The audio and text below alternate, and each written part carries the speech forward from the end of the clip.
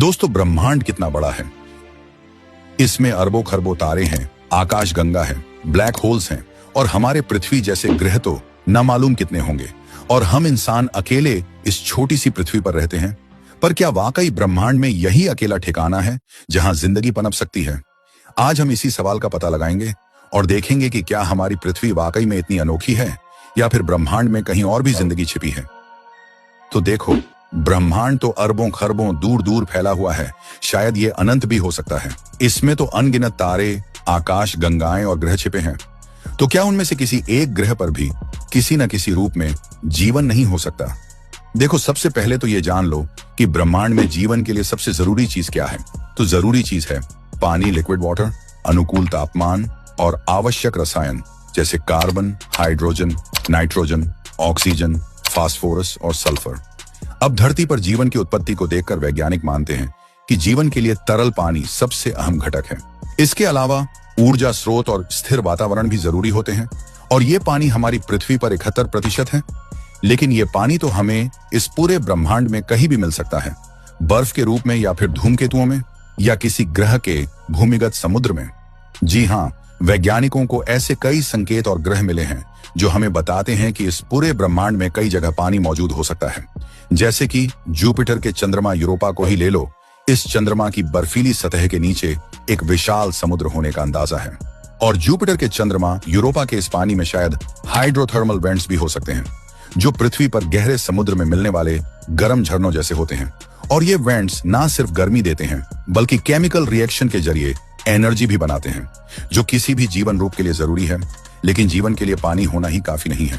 हमें यह भी देखना होगा कि क्या वहां जीवन के निर्माण के लिए जरूरी तत्व जैसे carbon, hydrogen, nitrogen, oxygen, phosphorus और सल्फर उपलब्ध है या नहीं।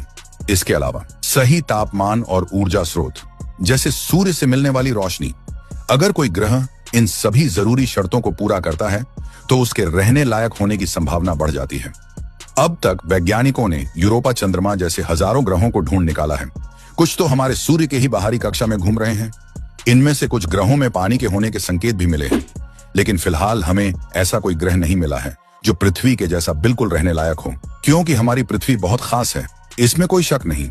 सही तापमान, तरल पानी, हवा में ऑक्सीजन और भी बहुत सारी चीजें हैं जो जिंदगी के लिए जरूरी हैं, और ये सब चीजें बिल्कुल सही मात्रा में हमें सिर्फ पृथ्वी पर ही मिलती हैं। देखो, ब्रह्मांड तो वाकई बहुत बड़ा है, तो ये जरूर हो सकता है कि कहीं ना कहीं किसी ना किसी ग्रह पर जिंदगी का कोई ना कोई रूप जरूर मौजूद हो। आखिर इतने सारे तारों ग्रहों में से कुछ तो जरूर पृथ्वी जैसे होंगे ना। हाँ, शायद होंगे, लेकिन ये इतना आसान भी नहीं है। अब मंगल ग्रह को ही लो, वो हमारी पृथ्वी का ही पड़ोसी है, मगर वहां जिंदगी के लिए जरूरी चीजें मौजूद नहीं है। वहां का तापमान बहुत ज्यादा कम है, पानी बर्फ के रूप में मौजूद है और हवा में ज्यादातर कार्बन डाइऑक्साइड है। ऐसे में वहां जिंदगी पनप पाना बहुत मुश्किल है। लेकिन हमारे वैज्ञानिक हार नहीं मान रहे हैं। वो लगातार ब्रह्मांड की तलाश कर रहे हैं, नए नए ग्रहों को ढूंढ रहे हैं, ये पता लगाने के लिए कि कहीं उनमें से किसी पर तो जिंदगी होगी। स्पेस टेलीस्कोप, रोबोट और सैटेलाइट्स की मदद से वो ब्रह्मांड के कोने कोने में झांक रहे हैं और ब्रह्मांड में जिंदगी ढूंढ रहे हैं। इसी तरह कुछ साल पहले वैज्ञानिकों ने एक ऐसी खोज की जिसने सबको चौंका दिया। उन्होंने पृथ्वी से करीब 40 प्रकाश वर्ष दूर एक ग्रह खोजा जो पृथ्वी से काफी मिलता जुलता है। उसे ग्लिसे 581 जी कहते हैं। वो भी पृथ्वी के आकार का है और उस पर तरल पानी मौजूद होने के भी संकेत मिले हैं। लेकिन इसके बारे में वैज्ञानिकों ने किसी भी जानकारी को अभी तक शेयर नहीं किया है। तो क्या ब्रह्मांड में हम अकेले हैं? कहीं और जीवन मौजूद नहीं है? तो देखो, मुझे लगता है कि ब्रह्मांड में जीवन का मौजूद होना काफी संभावित है, लेकिन हमें अभी तक ठोस प्रमाण नहीं मिले हैं, क्योंकि ब्रह्मांड इतना विशाल और पुराना है कि जीवन का विकास कई जगहों पर हुआ होगा, चाहे वह सूक्ष्म जीवों के रूप में हो या बुद्धिमान सभ्यताओं के रूप में। अगर हम सोचें कि पृथ्वी पर ही जीवन कई कठिन परिस्थितियों में पनप सकता है, जैसे महासागरों की गहराइयों में, ज्वालामुखी के पास या बर्फीले इलाकों में, तो यह संभव है कि दूसरे ग्रहों पर भी जीवन हो, बस वो हमें अभी तक मिला नहीं। जहां तक बुद्धिमान जीवन की बात है, तो फर्मी पैराडॉक्स एक बड़ा सवाल खड़ा करता है।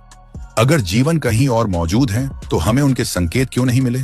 इसका मतलब यह हो सकता है कि या तो वे बहुत कई प्रकाश वर्ष दूर हैं, या वे इतनी उन्नत तकनीक के साथ छिपे हुए हैं कि हमें उनकी मौजूदगी का एहसास ही नहीं हो रहा। तो मेरा मानना है कि हम शायद अकेले हैं, लेकिन तब तक, जब तक हमें कोई ठोस सबूत नहीं मिलते, लेकिन एक बात तो पक्की है, ब्रह्मांड की तलाश जारी है। शायद एक दिन हमें इसका जवाब मिल ही जाएगा। तो दोस्तों, आपको क्या लगता है, अगर कहीं जीवन होगा तो वह कैसा होगा? क्या ब्रह्मांड में और भी जिंदगी मौजूद है? हमें कमेंट में जरूर बताइएगा। अगर आपको स्पेस और ब्रह्मांड के बारे में और जानना है तो हमारे चैनल को अभी सब्सक्राइब करो।